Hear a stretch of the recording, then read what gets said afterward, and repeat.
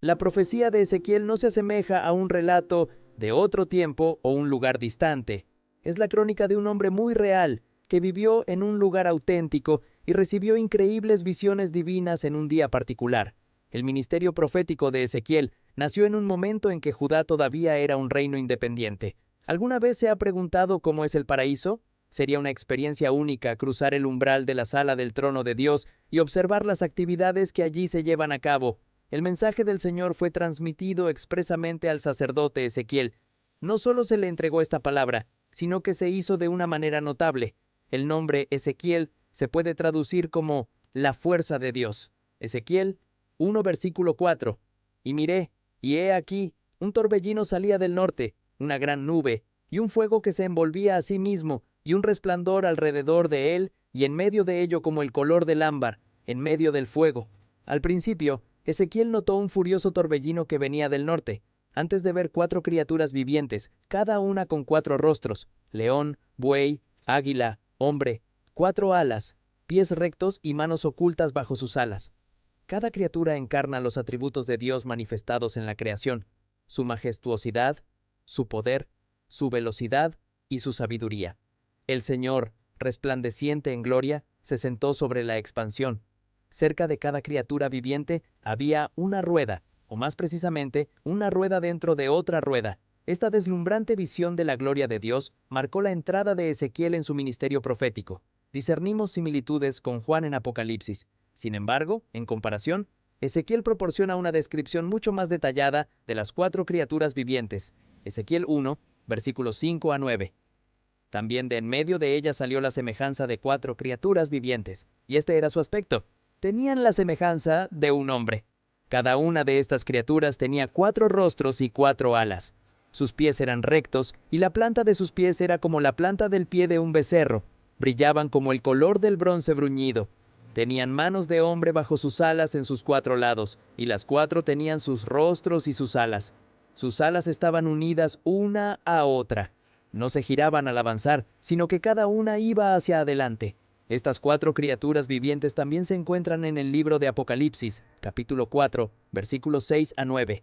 Delante del trono había un mar de vidrio semejante al cristal, y en medio del trono y alrededor del trono había 4 bestias llenas de ojos por delante y por detrás. La primera bestia era semejante a un león, la segunda bestia semejante a un becerro, la tercera bestia tenía rostro como de hombre, y la cuarta bestia era semejante a un águila volando. Y las 4 bestias tenían cada una de ellas 6 alas alrededor, y estaban llenas de ojos por dentro. No cesaban día y noche de decir: Santo, santo, santo Señor Dios Todopoderoso, que era, y es, y ha de venir. Y cuando esas bestias daban gloria, honor y gracias al que estaba sentado en el trono, que vive por los siglos de los siglos, no hay evidencia que sugiera que estos seres sean figuras alegóricas en el texto que los describe. Por el contrario, se presentan como seres concretos. Las 4 criaturas vivientes, literalmente seres, constituyen un orden particular y superior de entidades angélicas o querubines. Su proximidad al trono de Dios atestigua claramente esto. Ezequiel 1, versículos 12 a 20, sugiere que están en constante movimiento alrededor del trono, y cada uno iba hacia adelante. A donde el espíritu tenía que ir, iban. No se giraban al avanzar. En cuanto a la semejanza de las criaturas vivientes, su apariencia era como carbones de fuego ardiente, y como la apariencia de lámparas. Se movía arriba y abajo entre las criaturas vivientes, y el fuego era resplandeciente, y del fuego salían relámpagos.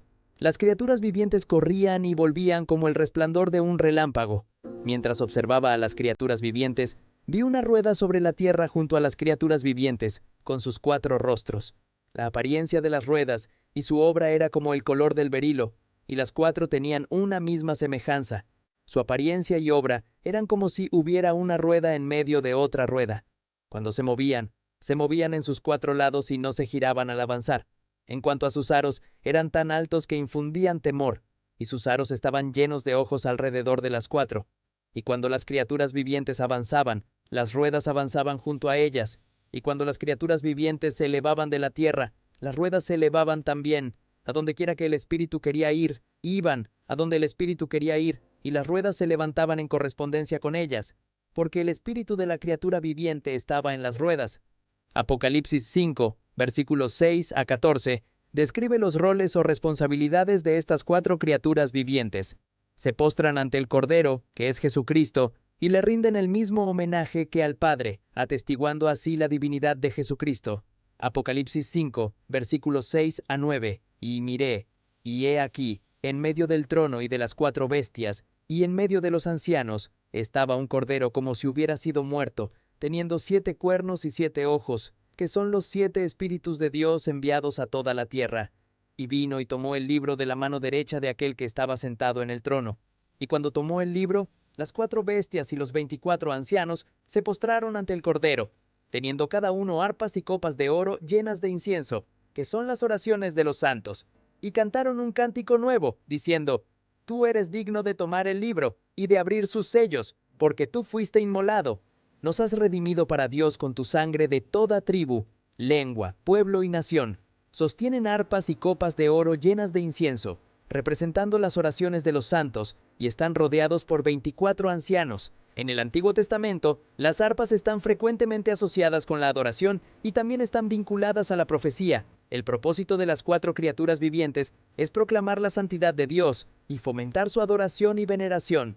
Además, estos 4 seres desempeñan un papel en la ejecución del juicio de Dios de una forma u otra.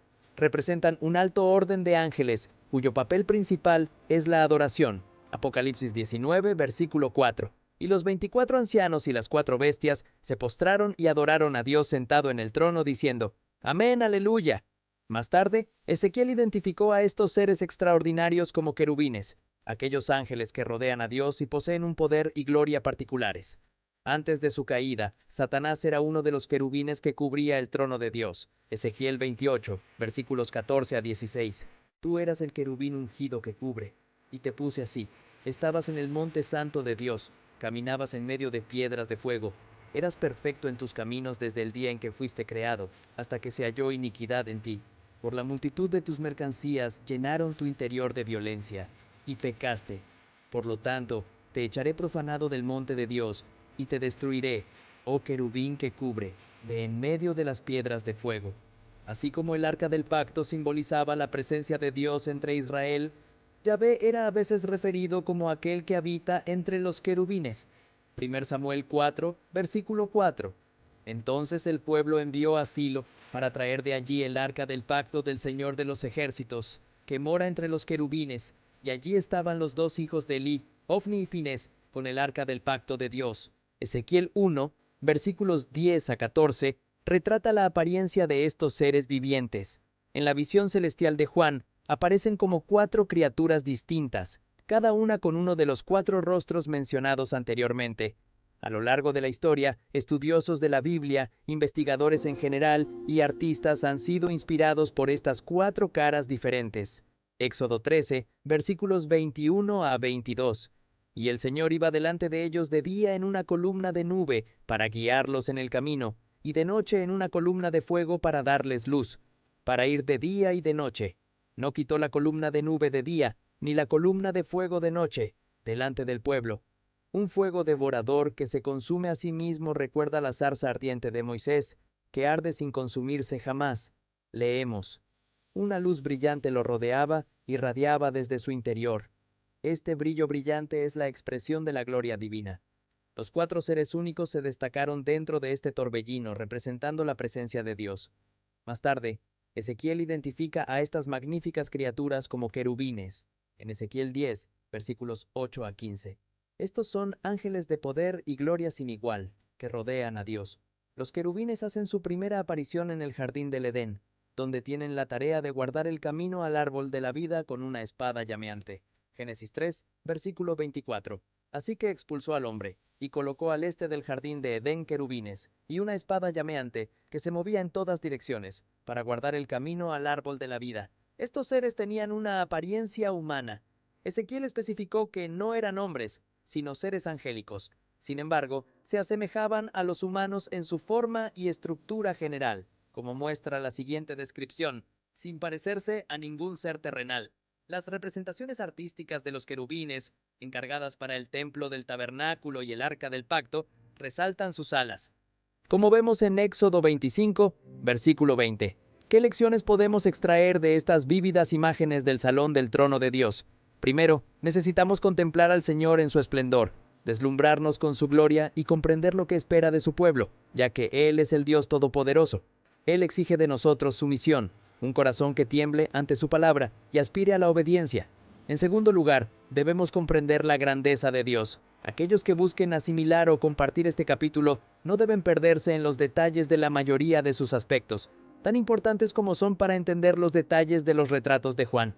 En cambio, todos los detalles presentados deben ser ubicados en su contexto del Antiguo Testamento, en la perspectiva más amplia de su función, que es revelar la grandeza del tribunal divino y, por lo tanto, su propia grandeza.